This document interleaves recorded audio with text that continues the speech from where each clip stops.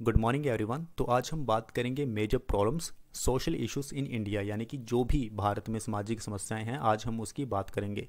ये जो सामाजिक समस्याएं होती हैं ये कई बार इंटरनेशनल लेवल पे यानी कि वर्ल्ड लेवल पे हमारी जो इमेज है, हमारे भारत देश की इमेज है, उसे ख़राब कर देती हैं।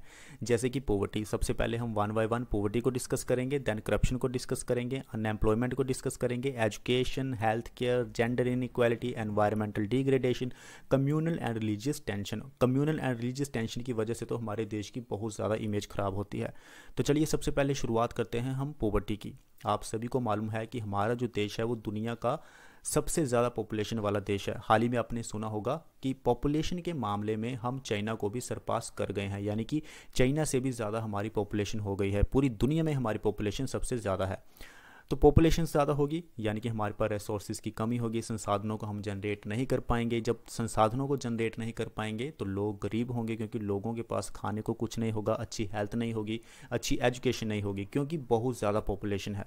So India has a significant population living below the poverty line, struggling to meet their basic needs such as food, healthcare and education। तो इसके खिलाफ सरकार को काम करना होगा और देश की जनता को भी काम करना होगा। उसके बाद हमारे पास आता है करप्शन, भ्रष्टाचार। देखिए, जिस देश में भ्रष्टाचार होगा वहाँ के जो फॉरेन कंट्रीज़ के लोग होते हैं उनके सामने इमेज ख़राब होती है, वो भी उस देश में नहीं आना चाहते। वो सोचते हैं कि यहाँ करप्शन ही इतना ज़्यादा है तो यहाँ तो इकोनॉमिक एक्टिविटी करना या कुछ भी करना अच्छा नहीं रहेगा। तो करप्शन को हटाना भी हमारे लिए बहुत ज़रूरी है।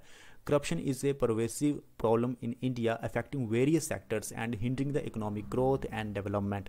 It undermines public trust. अब जनता के बीच में जो विश्वास होता है वो भी कम हो जाता है। And diverts resources away from essential services. और पूरा करप्शन फैलता है जिसकी वजह से जो अच्छी क्वालिटी आनी चाहिए वो क्वालिटी देश में नहीं आ पाती है।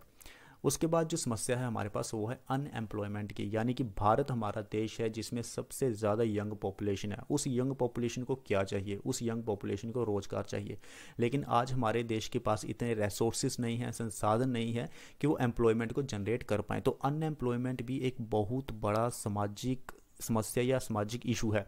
India has a large and growing workforce but job creation has not kept pace with the increasing number of job seekers.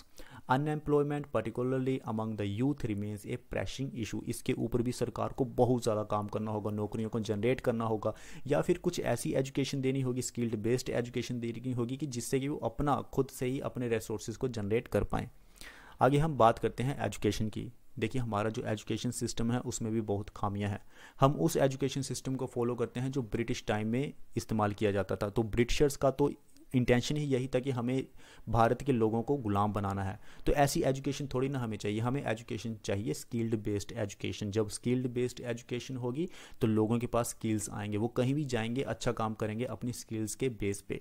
Although India has made progress in improving access to education, but ऐसा नहीं है कि भारत ने education में काम नहीं किया है। भारत सरकार बहुत अच्छा काम कर रही है एजुकेशन के मामले में, बट हमें क्वालिटी को, इक्विटी को, इन सभी चीज़ों को इम्प्रूव करना है। ये अभी भी मेजर चैलेंजेस बने हुए हैं। Many children still lack access to quality education especially in rural areas. और अगर रूरल एरियाज़ की बात करें तो वहाँ तो बहुत ही भयानक स्थिति है, वहाँ पे एजुकेशन क्वालिटी बिल्कुल पुअर है एज़ कम्पेयर टू सिटीज़। उसके बाद हम बात करते हैं हेल्थ केयर की। हेल्थ केयर हमारा इंफ्रास्ट्रक्चर कैसा है ये तो आपने कोविड-19 के टाइम पे देख ही लिया होगा, जब कोरोना वायरस आया था। तो हेल्थ केयर में भी हमें बहुत ज़्यादा काम करने की ज़रूरत है। While India has made strides in improving health care, there are still significant gaps in access to quality medical services particularly in rural areas. और हेल्थ केयर की भी जो समस्या है वो सबसे ज़्यादा हमें रूरल एरियाज़ में ही देखने को मिलती है। हालांकि हमने आयुष्मान भारत जैसी स्कीम्स चलाई हुई हैं, लेकिन अभी भी हमें बहुत ज़्यादा काम करने की ज़रूरत है, क्योंकि हमारे पास इंफ्रास्ट्रक्चर नहीं है, इनएडुकेट इंफ्रास्ट्रक्चर है, high out of pocket expenses है, खर्चा बहुत ज़्यादा हो जाता है हेल्थ केयर में, and limited health insurance coverage नहीं है लोगों के पास। Contribute to the challenges. उसके बाद हम बात करते हैं जेंडर इनइक्वालिटी की। अब जब हम बात करते हैं वुमेन की, बात करते हैं मैन की, तो भारत में जब हम बात करते हैं तो भारत में हमें बिल्कुल इनइक्वालिटी देखने को मिलती है। आज भी हम ये सोचते हैं कि महिला जो है वो घर में ही ठीक रहती है, खाना बनाए, सब कुछ करे, ये सब चीज़ें आज भी मतलब टेंडेंसी है लोगों के दिमाग में।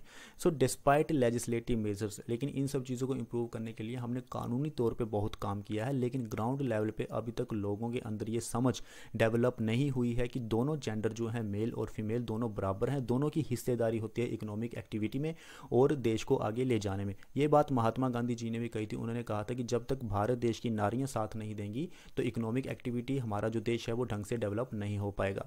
Gender inequality persist in India, issues such as a gender based violence हमें बहुत ज़्यादा देखने को मिलता है। शर्मिंदा हो जाते हैं सभी लोग जब जेंडर बेस्ड वायलेंस होता है वुमेन के प्रति। Limited access to education, women को एजुकेशन नहीं दी जाती है। हेल्थ केयर में भी बहुत कमियां होती हैं। And unequal economic opportunities for women continue to be areas of concern.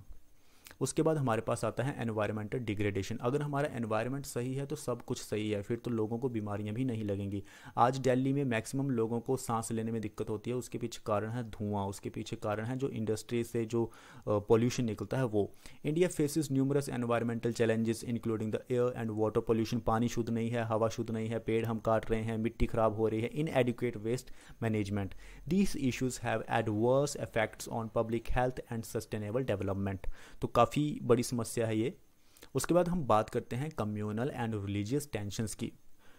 हम बोलते हैं कि हमारा देश डाइवर्स है, सभी धर्म के जो लोग हैं एक साथ रहते हैं, बहुत सारी डाइवर्सिटी है, ट्राइबल्स एरियाज हैं, बहुत सारी रेसिस हैं, लेकिन कभी कभी ये जो चीज़ें होती हैं ये देश के लिए ख़तरा बन जाती हैं, क्योंकि आप आए दिन देख रहे हैं कि हमारे देश में रिलीजियस बेस पे, धर्म के नाम पे बहुत ज़्यादा कंट्रपंथी हो रही है, लड़ाइयाँ हो रही हैं। India is a diverse country with various religions and cultures, however tensions and conflict between different religious and ethnic groups sometimes arise leading to social unrest and violence, जिसकी वजह से हमारी इमेज पूरी दुनिया में ख़राब हो जाती है। दूसरे देश के लोगों को यही लगता है कि यहाँ पे कुछ लोग हैं, कुछ धर्म के जो लोग हैं उनके साथ अच्छा ट्रीटमेंट नहीं हो रहा है, जबकि ऐसा नहीं है। हमारे यहाँ सभी लोग बहुत अच्छे से रहते हैं। तो आज हमने बात किया कि किस तरह के सोशल इश्यूज हैं, मेजर प्रॉब्लम्स हैं भारत में, जिसके लिए हमें काम करना है। तो आपको अगर कोई नोट्स चाहिए हैं या पर्सनल गाइडेंस चाहिए है करियर के लिए तो आप टेलीग्राम चैनल को ज्वाइन कर सकते हैं। हमारा फेसबुक पेज आप ज्वाइन कर सकते हैं और इंस्टाग्राम पे भी आप हमें फॉलो कर सकते हैं। इंस्टाग्राम टेलीग्राम आप ज़रूर ज्वाइन कीजिएगा क्योंकि आप पर्सनल मुझसे कॉन्टैक्ट कर सकते हैं। Thank you very much.